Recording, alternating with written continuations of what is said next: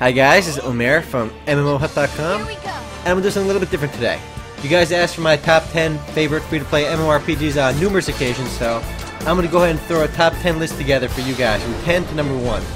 Now, I did exclude a bunch of newer games from this list, and the list kind of includes my personal opinion as well as the game's player base and what I know about the game. But most importantly, my personal opinion. So here we go guys, top 10 favorite free-to-play MMORPGs. Alright, here we go guys. Number 10, Fiesta Online by Outspark. It's actually their first free-to-play MMORPG and by far their most popular. It's been around for quite a while now and has enjoyed numerous content updates. We got some gorgeous cel-shaded anime graphics and more. Alright guys, number 9, Fly for Fun or Flip for short. It's a free-to-play MMORPG by G-Potato, has been around for quite a while now. Level cap of over level 120 plus, you can fly around, which is the game's really unique aspect. You have a consistently updated game. Since release, it has enjoyed over 14 major content updates. You got PvP, dungeons, guild siege, overall lots to do. If you can look past the game's graphics, its aging graphics, it's still well worth checking out. Number 8, Grand Fantasia by Area Games. Now this is yet another anime-inspired sleek MMORPG. It has really great graphics, it's simple yet fun gameplay, you have plenty of quests. One thing I've noticed is you won't be grinding a lot randomly because there's a lot of quests to do. The game has an awesome sprite system, which is the game's pet system, just a lot to do with that.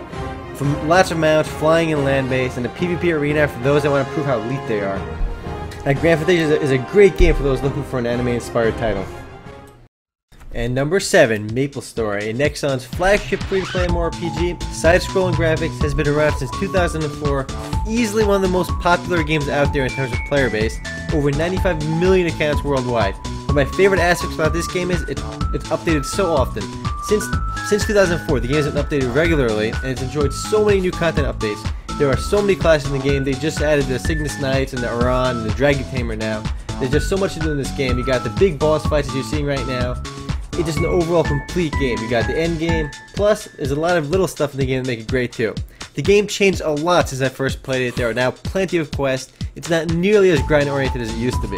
And you also have these neat little jump quests, which I really like in the game. They're like these platforming quests, and they've been around for a while, but they're still expanding on them. MapleStory is an overall complete game, but you have to look past its 2D graphics. Up next is number 6, Ragnarok Online, one of my first MMORPGs ever. It wasn't free to play when I played it, but I played on a private server along with half the player base.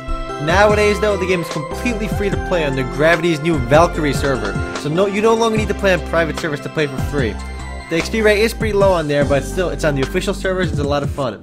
As you can see from the video right now, the game is still really popular. I'm in Frontera right now, it's packed still, playing the game's awesome music. So one of the awesome pros about the game, great music. Another thing worth mentioning, it has some awesome variety in terms of playable classes.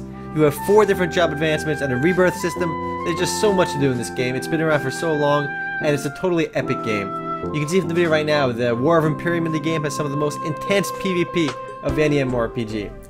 Up next, number 5, Perfect World, published by Perfect World Entertainment. It was one of their first games and still easily one of their most popular games. It has gorgeous graphics. It has enjoyed numerous content updates since release.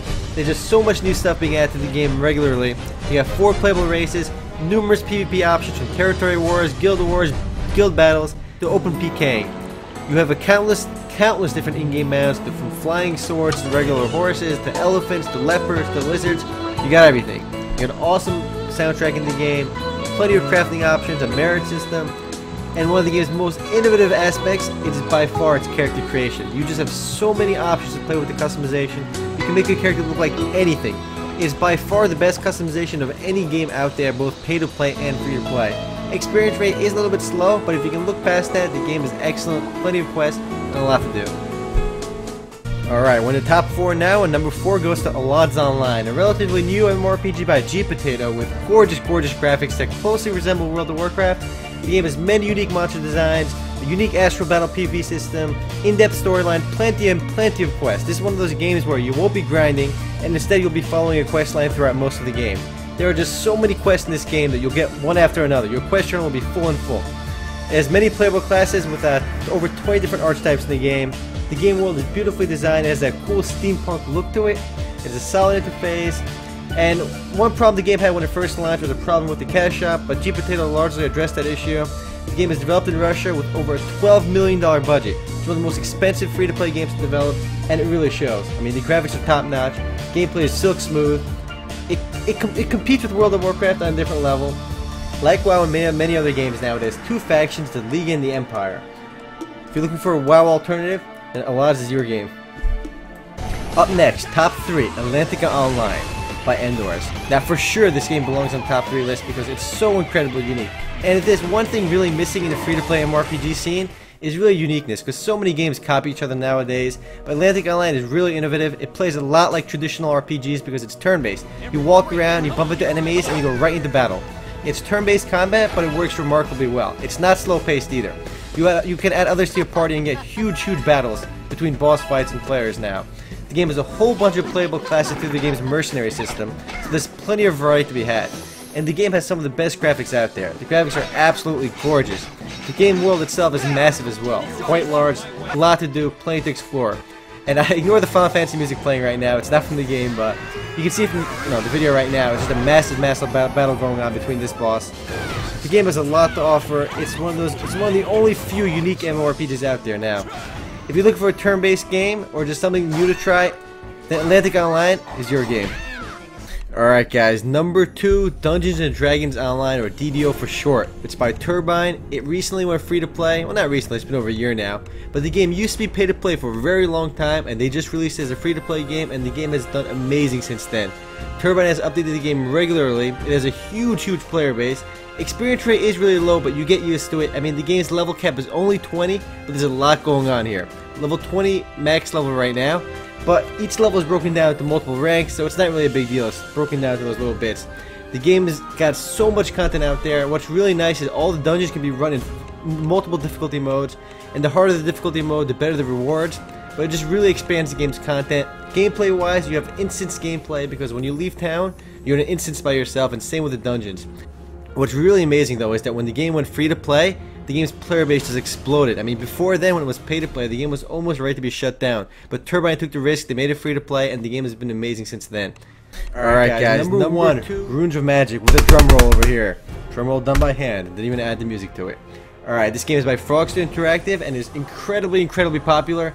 It looks a lot like World of Warcraft, that's not a surprise. The game can be classified as a WoW clone, and it wouldn't be unfair to say that. The game's graphics are just like World of Warcraft, kind of like Alaz Online, but the game just has so much content. The reason I put Runes of Magic ahead of Alaz Online is because it's been out longer, it's got so much more content. The game has so many different raids in it, a lot of different classes, really incredible dual classing system. You can mix and match between classes to create a really unique character.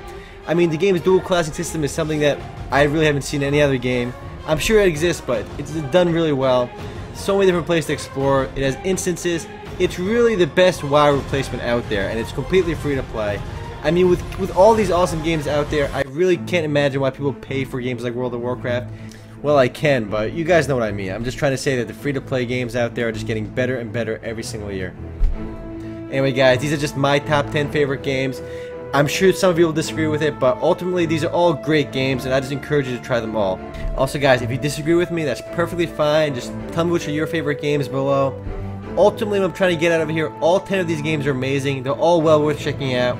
You can learn more about all of them or play them yourselves just on the link below really quickly. Read more about them, more screenshots, or just play them yourselves. Anyway, guys, this was Omer from Mmorpg.com. Later.